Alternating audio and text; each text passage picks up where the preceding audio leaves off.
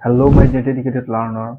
You have already come a long way in this journey of spoken English. In today's class, I'm going to explore slightly advanced but very useful structure.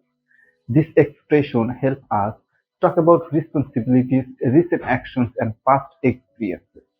Don't worry, I'll break down everything with real examples. So you will understand this easily and use it naturally in your conversation. So let's get started. আজকে ভিডিওতে আমরা আরো কিছু গুরুত্বপূর্ণ structure শিখব, যে structure গুলো দিয়ে নির্দিষ্ট কোনো সিচুয়েশনে কিভাবে কথা বলতে হয় বা কনভারসেশন করতে হয় সেটা শিখব। তো চলুন তাহলে দেখি আজকের ক্লাসের প্রথম স্ট্রাকচারটি। প্রথম স্ট্রাকচারটি হচ্ছে কি তে হচ্ছে, এরকম কোনো সিচুয়েশন আসলে আমরা কিভাবে কথা বলবো। যেমন কোনো কিছু করতে হচ্ছে বা কোনো কিছু করার সময় হয়েছে, এরকম কোনো সিচুয়েশন আসলে আমরা কিভাবে কনভারসেশন করব। যদি আমরা স্ট্রাকচারটা দেখি, তাহলে স্ট্রাকচারটা হচ্ছে কি subject plus am is are plus to be plus PB ING. তাহলে তে হচ্ছে মানে কন্টিনিউয়াস কোনো কাজ করতে হচ্ছে, এরকম কোনো সিচুয়েশন আসলে আমরা এই স্ট্রাকচার দিয়ে সেন্টেন্স তৈরি করে কনভারসেশন করব। তাহলে আমরা কিছু এক্সাম্পল দেখি। এক নম্বর এক্সাম্পলটি হচ্ছে,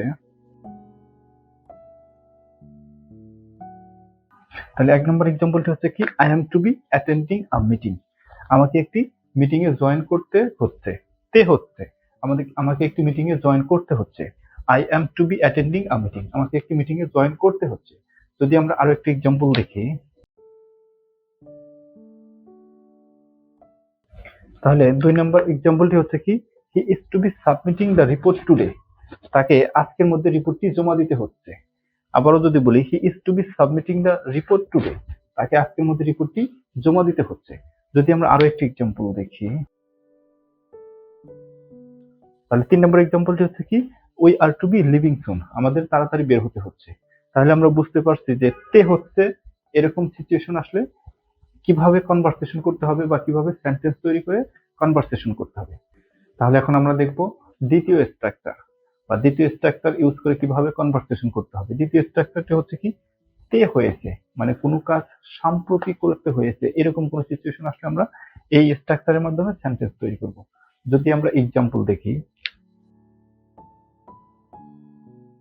তাহলে প্রথম এক্সাম্পলটি হচ্ছে কি আই হ্যাভ বিন টু ইট, আমাকে খেতে হয়েছে। যদি আমরা 2 নম্বর এক্সাম্পল দেখি,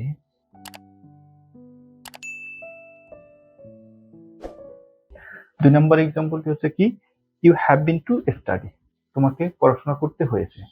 যদি আমরা 3 নম্বর এক্সাম্পলটা দেখি,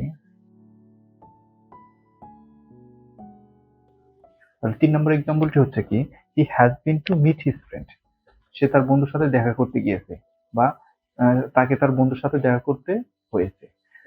এখন হয়তো আমরা বুঝতে পারছি যে তে হয়েছে এইরকম সিচুয়েশন আসলে আমরা কিভাবে কনভারসেশন করব।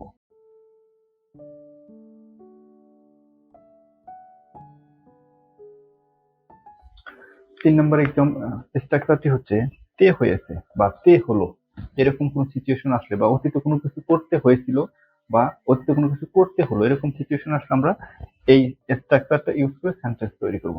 যদি আমরা প্রথম এক্সাম্পলটা দেখি তাহলে অবশ্যই বুঝতে পারবো।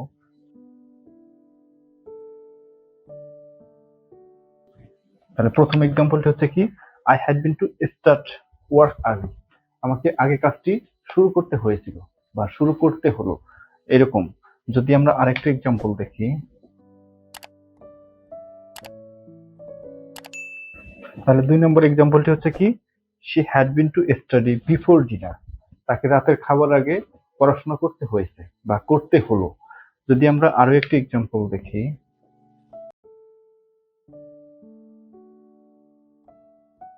তাহলে 3 নম্বর এক্সাম্পলটি হচ্ছে কি they have been to fix the light, তাদের লাইটটি ঠিক করতে হলো। তাহলে আমরা বুঝতে পারছি যে তে হয়েছি বা তে হলো সিচুয়েশনে কিভাবে সেন্টেন্স তৈরি করে কনভারসেশন করতে হবে। তাহলে আজকে ভিডিওতে আমরা আরো 3টি গুরুত্বপূর্ণ স্ট্রাকচার শিখলাম, যে স্ট্রাকচার গুলো আমাদের ইংলিশে কনভারসেশন করার ক্ষেত্রে খুবই গুরুত্বপূর্ণ ভূমিকা পালন করবে। তাহলে আমরা যদি আরেকবার রিপিট করি, 1 নম্বর হচ্ছে তে হচ্ছে কোনো কাজ করতে হচ্ছে, এরকম সিচুয়েশন আসলে আমরা কিভাবে কনভারসেশন করব। যেমন এক্সাম্পল যদি বলি I am to be eating, আমাকে খেতে হচ্ছে। তারপরে 2 নম্বর স্ট্রাকচারটি হচ্ছে তে হয়ে আছে বা সাম্প্রতিক কোনো কিছু করতে হয়েছে, এরকম কোনো সিচুয়েশন আসলে আমরা কিভাবে কনভারসেশন করব। যেমন আই হ্যাভ বিন টু ইট, আমাকে খেতে হয়েছে। তারপরে 3 নম্বরের স্ট্রাকচারটা হচ্ছে তে হয়েছিল বা তে হলো, এরকম সিচুয়েশন আসলে আমরা কিভাবে কনভারসেশন করব। যদি আমরা এক্সাম্পলটা দেখি, I had been to start work early, আমাকে কাজটি আগে শুরু করতে হলো। তাহলে আজকের ক্লাসে আমরা যা শিখলাম, এই ক্লাস অনুযায়ী বা প্রত্যেকটা স্ট্রাকচার অনুযায়ী আমরা অনেকটি করে সেন্টেন্স তৈরি করব এবং প্র্যাকটিস করব।